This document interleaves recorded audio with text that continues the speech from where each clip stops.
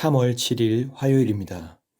오늘 새벽 우리에게 주시는 하나님의 말씀은 사무엘상 10장 1절로 8절까지의 말씀입니다. 이에 사무엘이 기름병을 가져다가 사울의 머리에 붓고 입맞추며 이르되 여호와께서 내게 기름을 부으사 그의 기업의 지도자로 삼지 아니하셨느냐. 내가 오늘 나를 떠나가다가 베냐민 경계의 셀사에 있는 라헬의 묘실 곁에서 두 사람을 만나리니 그들이 내게 이르기를 내가 찾으러 갔던 암나기들을 찾은지라. 내 아버지가 암나기들의 염려는 놓았으나 너희로 말미암아 걱정하여 이르되 내 아들을 위하여 어찌하리요 하더라 할 것이요. 내가 거기서 더 나아가서 다볼 상수리 나무에 이르면 거기서 하나님을 배우려고 베델에 올라가는 세 사람을 만나리니 한 사람은 염소 새끼 셋을 이끌었고 한 사람은 떡 세 덩이를 가졌고 한 사람은 포도주 한 가죽 부대를 가진 자라. 그들이 내게 문안하고 떡 두 덩이를 주겠고 너는 그의 손에서 받으리라. 그 후에 내가 하나님의 산에 이르리니 그곳에는 블레셋 사람들의 영문이 있느니라. 내가 그리로 와서 그 성읍으로 들어갈 때에 선지자의 무리가 산당에서부터 비파와 소고와 저와 수금을 앞세우고 예언하며 내려오는 것을 만날 것이요. 내게는 여호와의 영이 크게 임하리니 너도 그들과 함께 예언을 하고 변하여 새 사람이 되리라. 이 징조가 내게 임하거든 너는 기회를 따라 행하라. 하나님이 너와 함께 하시니라. 너는 나보다 앞서 길갈로 내려가라.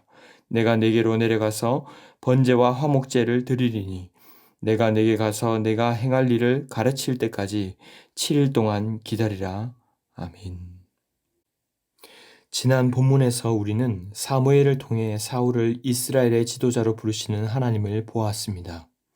하나님은 사무엘에게 내 백성의 부르짖음이 상달되었다라고 하시며 사울을 이스라엘의 지도자로 삼으라고 하셨습니다. 아무것도 모른 채 그저 암나기를 찾으러 왔던 사울은 사무엘로부터 이 말을 듣고는 오히려 작은 나에게 어찌 이같이 하십니까? 라며 겸손하게 반응했던 자였습니다.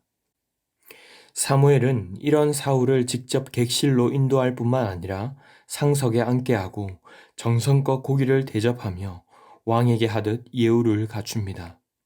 그리고 아침 일찍 사울을 불러다가 지붕에서 그의 머리에 기름을 붓습니다.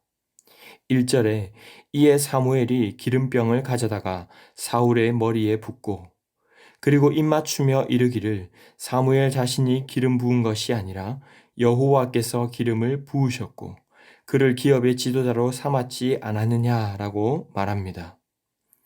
기름을 붓는다는 것은 단순히 직분만을 의미하는 것이 아니라 하나님께서 직접 그 자리와 자리에 맞는 권위까지 다 부여하셨다는 것을 의미합니다. 그래서 훗날 다윗도 억울하고 부당한 쫓김을 당하다가 사울을 죽일 기회가 왔을 때에도 여호와의 기름 부음 받은 자에게 내가 해할 수 없다며 그를 죽이지 않았습니다. 아직 대관식도 하지 않은 사울에게 사무엘이 깍듯하게 대하는 것도 사울에게 기름 부으심으로 하나님께서 그에게 권위를 주셨기 때문입니다. 이어서 사무엘은 사울에게 이것이 곧 하나님의 때라는 세 가지 증표를 말해줍니다. 첫 번째는 2절에 사울이 오늘 떠나가다가 베냐민 경계 셀사 라헬의 묘실 곁에서 두 사람을 만날 것인데 그들이 나귀를 찾았다는 소식을 전할 것이라는 것이죠. 여러분, 왜 하필 라헬의 묘실 곁일까요? 라헬은 출산을 하지 못해 힘들어했고 마지막에는 베냐민을 낳고 그 산고로 죽었던 야곱의 가장 사랑하던 아내였습니다. 사울 역시 베냐민 사람이라고 소개가 되었는데 어쩌면 라헬의 산고와 죽음은 어찌 보면 가장 작고 연약한 존재로 인식되었던 말제 베냐민의 후손이 이스라엘의 왕으로 기름 부음 받는다는 것에 있어서 중요한 의미가 될 수 있는 것입니다. 두 번째 증표로 3절로 4절에 사울이 다볼 상수리 나무에 이르면 베델로 올라가는 세 사람을 만날 것이라 말합니다. 한 사람은 염소 새끼 셋을 이끌고 한 사람은 떡 세 덩이를 한 사람은 포도주 한 가죽 부대를 가진 자로 그들이 문안하고 떡 두 덩이를 줄 것이라는 것이었습니다. 베델은 야곱이 사닥다리 환상을 통해 하나님의 약속을 확인하고 돌로 기둥을 세우고 기름을 부었던 곳입니다. 야곱의 후손인 그에게 이런 베델로 올라가던 사람들은 어떤 약속의 신실성을 의미하는 증표가 된다고 뭇 학자들은 말하기도 합니다. 그리고 그들이 만나는 다볼은 여선지자 드보라와 바락이 가나안 군대를 대파한 곳으로, 이런 역사적인 곳에서 사울에게 떡을 준다는 것은 그의 집에 필요를 제공하는 왕이 될 것이라는 의미를 담고 있다고도 일부 학자들은 이야기합니다. 마지막 증표는 사울은 5절로 6절에서 하나님의 산에 이르러 예언하며 내려오는 선지자 무리를 만날 것이다 라고 말합니다. 그리고 여호와의 영이 사울에게 크게 임하여 예언을 하고 변하여 새 사람이 될 것이라는 것이죠. 사무엘은 이제 7절에서 하나님이 그와 함께 하시기에 이 모든 징조가 임하거든 기회를 따라 행하라고 말합니다. 그리고 8절에 사무엘보다 앞서 길갈로 내려가 있으면 7일 뒤에 사무엘이 내려가서 번제와 화목제를 드리고 그가 행할 것을 가르쳐 주겠다고 말합니다. 오늘 세 가지 분명한 징표를 보여줄 것이라고 사무엘은 말하고 있지만 이 말씀을 통해서 우리는 무엇을 깨달을 수가 있습니까? 어떻게 적용해야 할까요? 첫 번째로는 먼저는 우리는 전적인 하나님의 은혜로 부르심을 받았다는 것입니다. 사울이 비록 키가 크고 용모가 준수하여 외적으로 화려한 면이 있기도 했지만 그렇다고 사울이 하나님이 쓰시기에 완벽한 사람은 결코 아니었습니다. 하나님께서 그를 세우신 것은 전적인 하나님의 은혜였다는 것입니다. 여기에는 사울 개인뿐만 아니라 이스라엘 전체의 부르짖음에 대한 하나님의 응답이 담겨 있는 것처럼 우리 또한 하나님께서 부르시고 세우신 것은 전적으로 하나님의 은혜이며 뜻이 있기 때문입니다. 우리가 자격이 있어서나 잘나서 부르신 것이 아니므로 교만할 수도 없고 교만해서도 안 된다는 것입니다. 두 번째로 우리는 그런 하나님의 부르심 앞에 무조건적으로 순종해야 한다는 것입니다.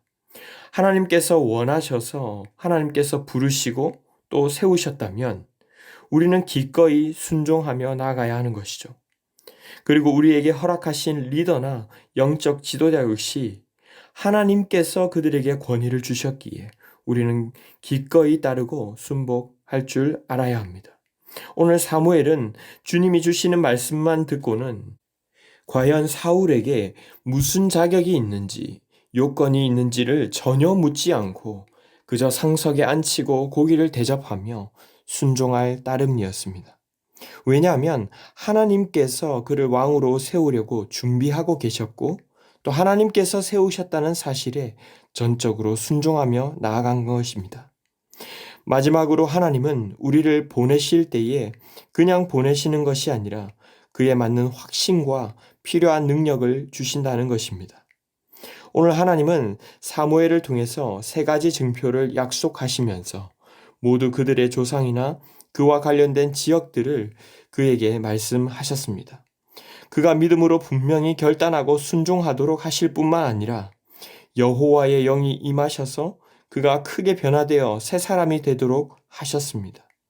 저는 부족해서 안 됩니다. 연약해서 안 됩니다가 아니라 주님이 보내셨다면 거기에 순종하며 나아갈 때 모든 필요와 쓸 것을 주님께서 채우신다는 사실을 기억하며 믿음으로 순종하기를 바랍니다.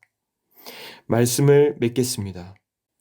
분명히 하나님은 우리를 부르셨고 지금도 주의 사람들을 세워서 보내십니다. 그럴만해서가 아니라 부족하고 연약하지만 오직 주의 은혜로 우리는 부름을 받은 자들입니다. 그런 우리를 세우실 때에 순종할 뿐만 아니라 주님께서 세우신 자리에 있는 분들께도 설령 나와 다르거나 이해되지 않는 부분이 다소 있더라도 주님께 순종하는 마음으로 기꺼이 나아가시기를 바랍니다. 순종하는 자들에게 주님은 분명한 확신을 주시고 그에 걸맞는 힘과 능력을 제공하실 것을 믿으며 주님의 요청을 따르기에 온 힘 다해 힘쓰시는 모든 성도들이 되시기를 주님의 이름으로 축원합니다. 기도하겠습니다. 사랑의 주님 감사합니다. 우리는 다 양 같아서 때로는 실수하고 넘어지는 연약한 자들일진데 그런 우리를 부르시고 세우셔서 주의 나라를 이루어 가시는 주님을 찬양합니다. 또한 은혜로 부름 받았다면 언제나 은혜로 살아가게 하시고 전적으로 순종하며 나아가는 저희가 되게 하여 주시옵소서. 필요한 모든 것과 쓸 것을 채우시며 자라가게 하시는 주님을 신뢰하며 묵묵히 주의 뜻을 따라 걸어가는 모든 신부산교회 성도님들 다 되게 하여 주시옵소서. 이 모든 말씀 존귀하신 예수님의 이름으로 기도하옵나이다. 아멘. 이 시간 함께 기도하실 때 주신 말씀을 붙들고 기도하시고 주간 기도 제목을 따라 환우들과 연약한 성도들을 위해서 기도하겠습니다. 우리 교회 주보에 나와 있는 환우들, 또 특별히 암으로 투병하시는 분들, 영적, 육적, 정신적으로 고통하시는 분들을 위해서 기도해 주시기 바랍니다. 우리 시무산 교회가 기쁨으로 섬기는 교회 되게 하시고 모든 섬김 사역을 통해 세상에 소망 주는 교회 되게 해달라고 튀르키예와 시리아의 지진으로 고통하고 있는 분들을 위해서도 합심 제목과 개인적인 제목으로 기도하도록 하겠습니다. 함께 기도하겠습니다.